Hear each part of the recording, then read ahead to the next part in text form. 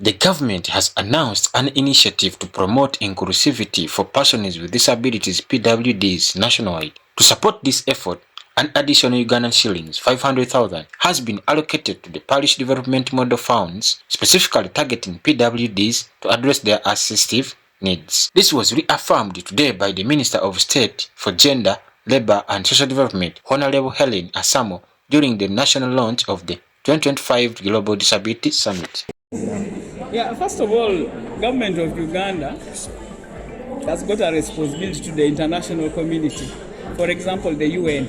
So under the UN, we have what we call the Convention on the Rights of People with Disabilities. So government commits itself, and government of Uganda signed that protocol and is able to support the implementation. That's why we domesticated now the Act for people with disabilities for 2020.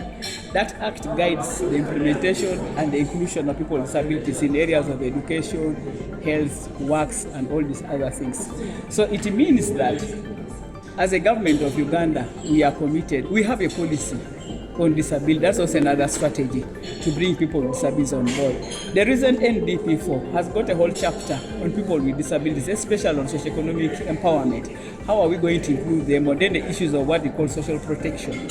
How is government going to support people with disabilities is all indicated in the NDP4. And I want also to report that it is also being carried into the manifesto of NRM as a strategy that NRM should be able to include people with disabilities in the programming and development agenda of this country.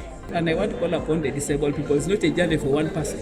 It's for all of us to continue advocating and talking about our issue. Esther Chozira, the Executive Director of the National Union of Disabled Persons of Uganda, NUDIPU, welcomed the increase in funds, expressing hope that the promise would be fulfilled for all PWDs, noting that this initiative would be a significant step towards enhancing the lives of persons with disabilities. It's a very, very exciting news, and we pray that the PDM Secretariat puts it into action. You know, sometimes statements are made by government, but sometimes we find that when you go down to the parishes, you don't find this happening. They will tell you, we have never seen this, we don't have any writing to it. But to us, it means that government is beginning to understand when we talk about issues of disability and reasonable accommodation. Because if someone's going to grow their beans and they are wheelchair users, they will need to go with a helper. And this helper needs to be supported also to survive, for them to do this work effectively. But this has not been happening.